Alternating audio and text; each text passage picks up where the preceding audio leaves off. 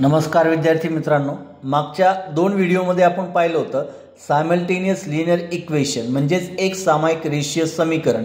यामध्ये आपण दोन प्रकारचे एग्जाम्पल पाहिले होते। आज आपण तिसऱ्या प्रकारचे एग्जाम्पल पाहतो ज्याच्यामध्ये x आणि y हे परस्पर विरोधी चल यांचे सहगुणक सारखे असताना अशा प्रकारचं एक सामायिक समीकरण कसं सोडवायचं। ज्यामध्ये तुम्ही पाहू शकता या ठिकाणी x चा सहगुणक आणि इकडे y चा सहगुणक हे सारखे आहे। याच्यामध्ये सर्वप्रथम या दोन्ही समीकरणामध्ये कसं सोडवायचं ते आपण बघूया। या दोन्ही समीकरणात x आणि y यांच्या सहगुणकांची अदलाबदल आहे। अशा प्रकारची एक सामायिक समीकरणे सोडवताना त्या दोन्ही समीकरणांची बेरीज आणि वजाबाकी घेतली असता दोन नवीन समीकरणे मिळतात सोपी। ती समीकरणे सोडून समीकरणांची उकल सहज मिळते। जसं सर्वप्रथम समीकरण 1 व 2 ची बेरीज करून 15x अधिक 17y बरोबर 21 समीकरण 1, 17x अधिक 15y बरोबर 11 समीकरण 2। यामध्ये समीकरण 1 व 2 ची बेरीज करून 32x अधिक 32y बरोबर 32। या समीकरणास 32 ने भागून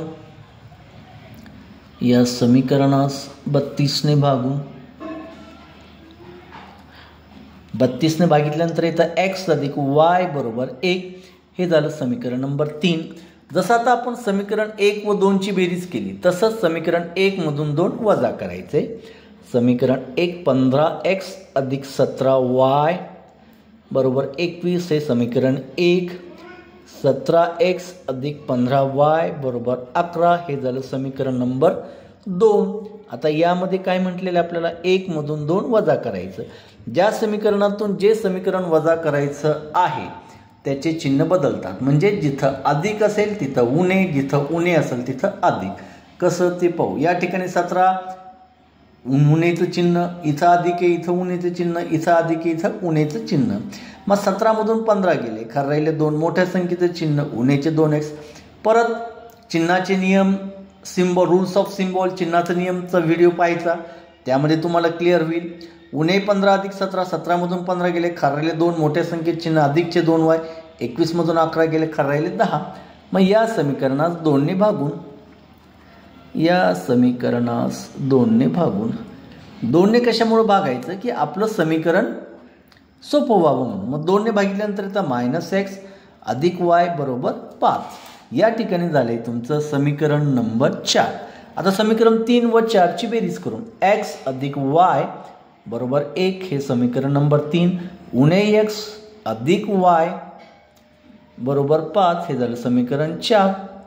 व 3 व 4 ची बेरीज करून 3 + 4 -x + x काटले, y 2y, कारण याचा कोऑर्डिनेटर सहगुणक काही नसतो म्हणजे 1 असतो। 2y बरोबर 5 आणि 1 6, y बरोबर 6 हे 2 गुणिले इकडे येताना भागिले 1 बेत्रिक 6, y बरोबर किती आलं 3। मग y बरोबर 3 ही किंमत समीकरण नंबर 3 मध्ये ठेवून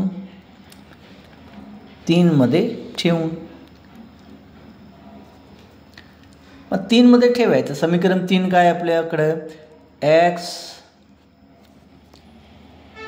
अधिक y बरोबर 1 हे समीकरण 3, म्हणजे ज्या ठिकाणी y आहे तिथे किंमत किती ठेवते आपण 3, म्हणजेच x अधिक 3 बरोबर 1। अधिकचे 3 तिकडे जाताना उणेचे 3, परत चिन्हाचे नियम, मोठ्या संख्येतून लहान संख्या वजा करा, मोठ्या संख्येचं चिन्ह द्या, उणेचे 2, म्हणजेच तुमची उकल येते। उकल लिहिताना प्रथम x ची किंमत उणे 2, नंतर y ची किंमत 3।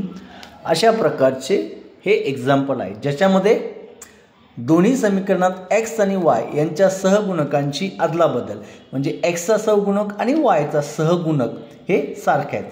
अशा प्रकारचं एक्झाम्पल सोडवताना परत एकदा सांगतो, प्रथम दोन्ही समीकरणाची बेरीज करायची, बेरीज केल्यानंतर तिसरं समीकरण मिळतं, त्यास सोपं करून घ्यायचं। म्हणजे जे पाडे असतील त्या पाड्यांमध्ये त्या संख्येला कोणत्या संख्येनं भाग द्यायचो, तिन्ही याला डावी बाजूने उजवी बाजूला सारखा भाग गेला पाहिजे अशा संख्येनं भागायचे। मग समीकरण 3 मिळतं, त्यानंतर 1 मधून 2 वजा करायचं, समीकरण 4 मिळतं। 3 व 4 ची बेरीज करायची, एका चलाची किंमत मिळते, ती चलाची किंमत या समीकरणामध्ये टाकायचे, ते सोपं समीकरण. नंतर आपल्या दुसऱ्या चलाची मिळते. नंतर उकल लिहिताना प्रथम एक्सचा सहगुणक नंतर वायचा सहगुणक. अशा प्रकारचं एक्झाम्पल आजच्या या छोट्याशा व्हिडिओमध्ये हे एकच एक्झाम्पल, अशा प्रकारचे एक्झाम्पलची तुम्ही प्रॅक्टिस करा. या ठिकाणी आपण थांबूयात. नमस्कार.